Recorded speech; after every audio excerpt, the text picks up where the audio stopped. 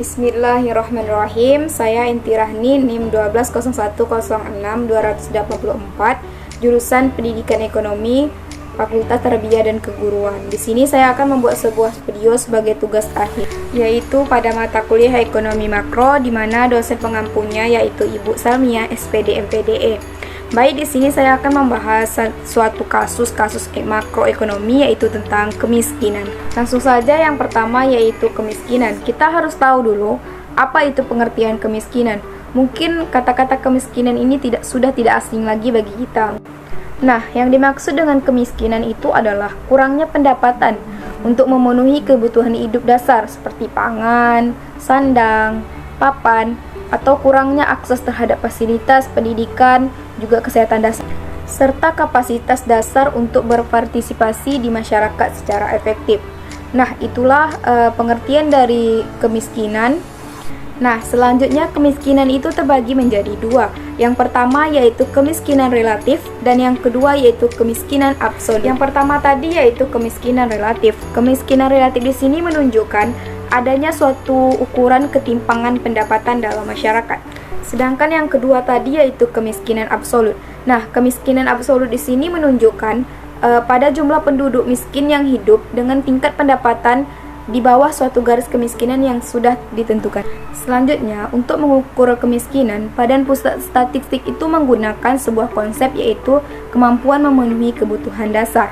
Dengan pendekatan ini, kemiskinan itu dipandang sebagai ketidakmampuan dari sisi ekonomi untuk memenuhi kebutuhan dasar makanan, dan bukan makanan yang diukur dari sisi pengeluaran. Jadi, apa yang dimaksud dengan penduduk miskin itu? Penduduk miskin itu adalah penduduk yang memiliki rata-rata pengeluaran per kapitanya per bulannya di bawah garis kemiskinan.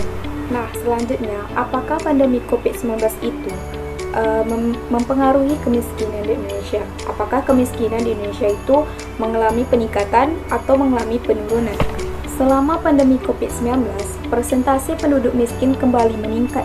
Produk miskin kembali meningkat pada tahun 2020, tercatat di angka 10,19%.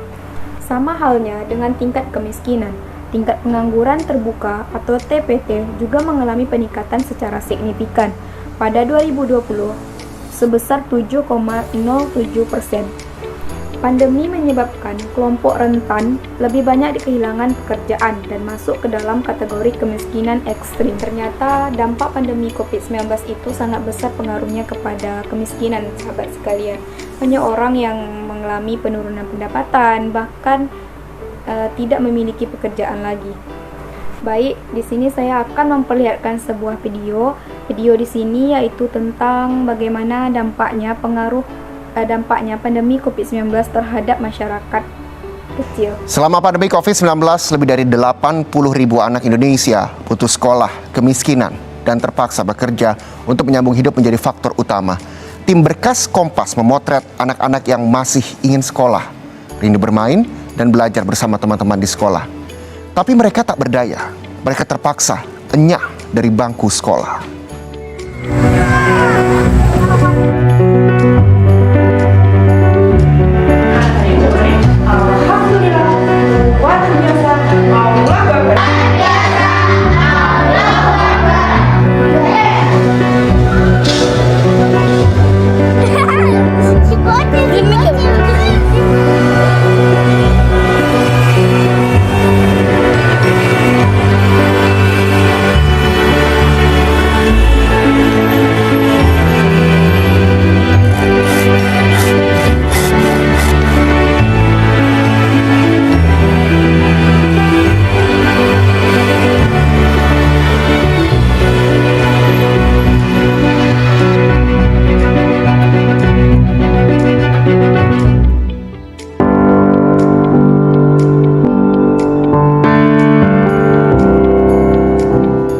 Aku Denis Herlino, usiaku 11 tahun. Sejak setahun lalu, aku putus sekolah dan hanya diam di rumah. Pagebluk membuat keluargaku susah. Sebelum virus corona datang, kami pun sudah kekurangan uang. Anak 4, rumah ngontrak. Hari-hari ya dapat pendapatannya kurang.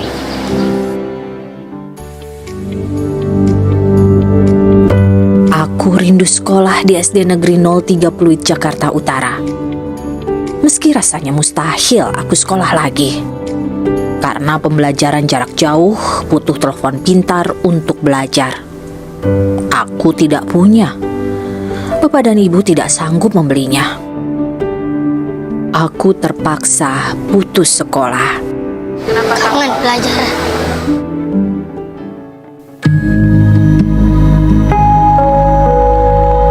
Ini Laras.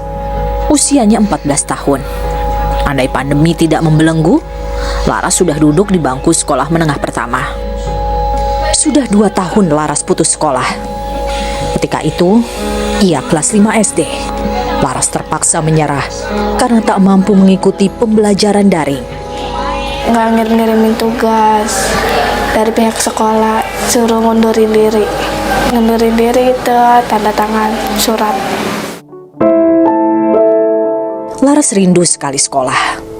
Ia berharap bisa kembali melanjutkan pendidikannya. Begitu juga dengan Nur Hayati yang punya mimpi Laras kembali mengenyam pendidikan. Semoga kedepannya bisa lebih baik lagi. Pengen saya kan biar jangan kayak kakak-kakaknya putus sekolah pada nggak punya kerjaan. Di mana banyak orang tua yang tidak memiliki pekerjaan sehingga berdampak negatif terhadap pendidikan anak. Banyak anak yang harus putus sekolah karena tidak mempunyai biaya atau tidak mempunyai perlengkapan untuk sekolah. Apa yang harus dilakukan pemerintah untuk mengatasi masalah kemiskinan yang terjadi selama pandemi COVID-19? Yang pertama yaitu menyalurkan bantuan sosial, bansos, seperti PKH. PKH di sini kan sudah dirasakan oleh masyarakat banyak. Yang kedua yaitu pemerintah juga melakukan pemberian subsidi pada UMKM. Selanjutnya pemerintah juga mendanai kartu prakerja.